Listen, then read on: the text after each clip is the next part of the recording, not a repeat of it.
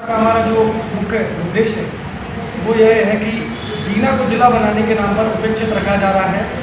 पिछले 30 वर्षों से 6 से 7 मुख्यमंत्री निरंतर हमें आश्वासन दे चुके। 3 मुख्यमंत्रियों ने घोषणा की, परंतु बीना जस से तस निवाड़ी को जिला बनाया गया, जबकि निवाड़ी की अगर हम भौगोलिक स्थिति देखें तो बीना के आगे वह कुछ नहीं। आज आर्थिक रूप से भी बीना पूरी तरह से सशक्त है और बीना पूरी तरह से जितनी उनकी परिपाटी होती है सभी को परिपूर्ण करता है कि जितने भी हमें आधार एक जिला बनाने के लिए एक तहसील स्तर के क्षेत्र को चाहिए, तो सभी तहसील स्तर के क्षेत्र में सारे आधार को बीना फुलफिल करता है। इसके साथ आज हमारे प्रदेश के मुखिया आदरणीय शिवराज सिंह चौहान जी बागली विधानसभा को माफ कीजिएगा बागली क्षेत्र को जिला बनाने की बात कर रहे हैं। तो मैं एक बार फिर ये बात पर प्रकाश डालता हूँ कि लगातार 3 बार भाजपा के मुख्यमंत्रियों ने मंचों से इस बात की घोषणा की है कि हम अब जो भी बीना जिला बनेगा वो बीना बनेगा, और अंतिम समय में भी जब हमारे बीना की जिला बनाओ जो समिति थी वह इस बात के लिए लगातार अनशन करती रही, प्रयासरत रही। उस वक्त बीना के जनप्रतिनिधि ने आकर उनको आश्वस्त किया कि हम बीना को जिला बनाएंगे, अगला जिला जो भी बनेगा मेरे विधायक होते हुए बीना ही जिला। परंतु आज हम देख रहे हैं कि जिस तरह से खुरई का निरंतर विकास हो रहा है, हमें इस बात से कोई आपत्ति नहीं। इस बात के लिए मैं वहाँ के विधायक महोदय को, और जो कि इस वक्त हमारे प्रदेश के नगरीय प्रशासन मंत्री हैं, मैं उनको बधाई देता हूँ कि वो एक अच्छा कार्य कर रहे हैं और जनता के बीच ऐसे कार्य होते हैं। परंतु किसी तरह से भी हम इस बात को हजम नहीं कर पा रहे हैं कि बीना को उपेक्षित रखा। आज बीना के अंदर बड़े से बड़े उपक्रम लगे हुए हैं।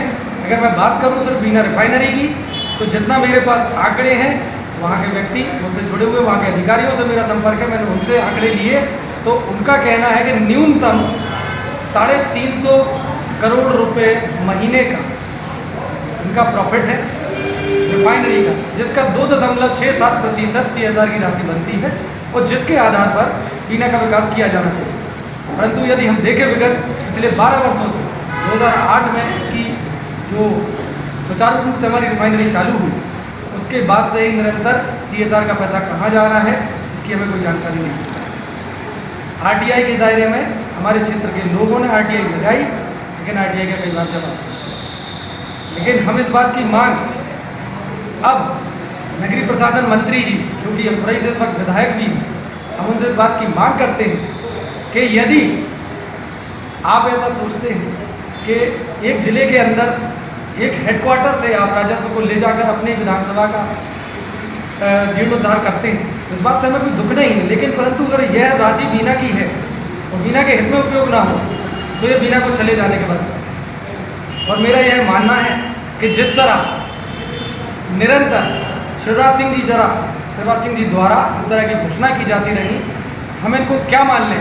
क्या जिस तरह शादी के संस्कारों के बीच महिला संगीत किया जाता था, जिसको सिर्फ एक साज सज्जा के लिए उपयोग किया जाता है, तो क्या हम उनके वचनों को, उनके वादों को सिर्फ उस साज सज्जा तक ही सीमित माने? बीना के साथ जिस तरह का छला हुआ व्यवहार लगातार शासन प्रशासन करता रहा, लगातार सरकारों ने इस तरह का ये कृत्य किया है बीना के साथ, चाहे वह कांग्रेस की पूर्व की सरकारें रही हों, चाहे वह इस वक्त की भाजपा की सरकार हो। हम यह बात और यह मांग पूरी बीना की क्षेत्र की जनता की तरफ से रखते हैं कि यदि 7 दिवस के अंदर इस बात का जवाब हमें मंत्री जी द्वारा नहीं दिया गया, या तो मैं ये मांग करता हूँ आदरणीय भूपेंद्र सिंह जी से कि या तो आप सार्वजनिक मंच से इस बात की घोषणा करें कि बीना को जिला नहीं बनाया जाएगा, और यही उनकी प्राथमिकता है, तो बीना के लोग अग्रणी होकर अपने क्षेत्र की मांग को लेकर फिर उस हिसाब से आगे की तैयारी है। लेकिन जिस तरह से कॉन्फिडेंस में लेकर, विश्वास में लेकर बीना की जनता को छला गया है निरंतर, यह बात हमें अब कहीं भी करनी चाहिए। इसके लिए मैं, मेरे साथी में इस पूरे शहर की जनता और क्षेत्र की आवाम से इस बात के लिए आह्वान करेंगे, और यदि इस बात का हमें स्पष्ट जवाब नहीं दिया गया तो इसके लिए अब हम आंदोलन करेंगे। क्योंकि जिस तरह से खुरई को मिनी स्मार्ट सिटी के लिए घोषणा की गई है, हमें इस बात की खुशी है कि हमारे पड़ोसी विधानसभा क्षेत्र को आगे बढ़ाने का कार्य वहाँ के जनप्रतिनिधि कर रहे हैं। लेकिन यही जनप्रतिनिधि जब हमारे क्षेत्र के जनप्रतिनिधियों की बात होती है तो कहाँ चले जाते हैं? मेरे पास छोटे से 2 आंकड़े मैं इधर लेकर आपके सामने बैठा हूँ। यह आप देखें, यह रामपुर पोलिंग का मैं आंकड़ा इधर लेके आपके सामने आया हूँ, जिसमें पोलिंग पर से हमारे क्षेत्रीय विधायक के लिए 267 वोट दी गई थी। वहीं जो कांग्रेस से प्रत्याशी रहे शशि कथुरिया जी, उनके लिए 176 वोट। तो रामपुर क्षेत्र के लोगों ने क्या हमारे जनप्रतिनिधि को चुनकर गलती की है? उनके साथ ऐसा दुर्व्यवहार क्यों? आज शहर की एक ऐसे मुख्य मार्ग पर डामरीकरण होता है, चाहे वह हमारे जनप्रतिनिधियों के प्रयासों से हुआ हो, चाहे प्रशासनिक अधिकारी के अंतर्गत जब हमारी नगर पालिका गई उनके द्वारा यह पूरा कृत किया गया हो। जिस तरह से डामरीकरण का श्रेय लेने सभी लोग आगे आ गए, मैं ये मांग उनसे करता हूँ और उनसे सवाल पूछता हूँ कि रामपुर की जनता के साथ ये छल क्यों किया? और केवल रामपुर की जनता के साथ नहीं, हमारे क्षेत्र के अनेकों क्षेत्र ऐसे होंगे हमारे विधानसभा के अंदर, जहाँ आज अगर आप जाके देखें तो इस वक्त शासकीय स्विमिंग पूल बने हुए हैं सड़कों पर। और यह दूसरी बात, मैं विधायक माननीय महेश राय जी की फेसबुक प्रोफाइल से ये तारीख है 3 अक्टूबर 2018, जब मंडी महुआ पंचायत में 35 लाख रुपए के कार्यों का लोकार्पण और शिलान्यास माननीय विधायक जी करके आए थे। और उन्होंने इस बात के लिए भी आश्वस्त किया था कि मंडी महुआ को नगर परिषद दूंगा। इसमें से केवल सीसी रोड का कार्य हुआ, जिसकी आज आप अगर जाकर स्थिति देखें तो वह रोड भी आज चलने लायक नहीं। इसके अलावा सुलभ कॉम्प्लेक्स की बात हुई, अतिथि प्रतीक्षालय की बात हुई, पानी निकास और नाले की बात हुई, इनमें से कोई भी योजना पर कोई कार्य नहीं हुआ, केवल पत्थरों को पूजा कर। इसके अलावा एक और बात पर मैं आज प्रकाश डालूंगा, बीना क्षेत्र के एक आम नागरिक और आम युवा के तौर पर मैं इस बात पर प्रकाश डाल रहा हूँ कि निरंतर हमारे क्षेत्र के युवाओं ने खेल के क्षेत्रों में आवाज़ उठाई, लेकिन किसी भी प्रकार की सहायता हमें दिखाई नहीं दी। जिस प्रकार क्षेत्र के पैसों का आवंटन करा के ग्राउंड तो बनाया गया, लेकिन ग्राउंड का सीमांकन किया गया, उसकी बाउंड्री वॉल बनाई गई, लेकिन उसके बाद आज ग्राउंड को चरवन के रूप में यूज किया जाता है। हमारे युवाओं के लिए ग्राउंड कब मिलेगा? खेल की सुविधाएं कब मिलेंगी? एक बैडमिंटन कोर्ट बनाया गया, 1 नंबर स्कूल शासकीय स्कूल में बनाया गया। हमने पिछली बारिश में देखा कि उसके स्कूल जो कोर्ट था उसकी भी स्थिति स्विमिंग पूल की तरह। तो जिस तरह से निरंतर काम के नाम पर छला गया है जनता को बिना, मैं ये बात नहीं करता कि ये किसके शासन की बात हो, ये दोनों ही शासनों में होता रहा है। लेकिन जब विगत पिछले 25 वर्षों से विधायक हमारे बीच बीना में भाजपा के रहेंगे तो ये स्वाभाविक सी बात है कि सवाल उनकी तरफ जाता है।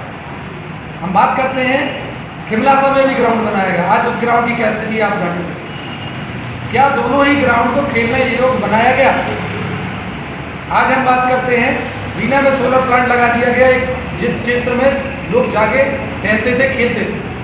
उस ग्राउंड को रेलवे का क्षेत्र था, रेलवे ने अधिकृत किया, उसमें कोई गलत बात नहीं है, परंतु क्या दूसरा विकल्प बनाया गया हमारे जनप्रतिनिधियों द्वारा या इस बात के लिए कोई मध्यस्थता की गई?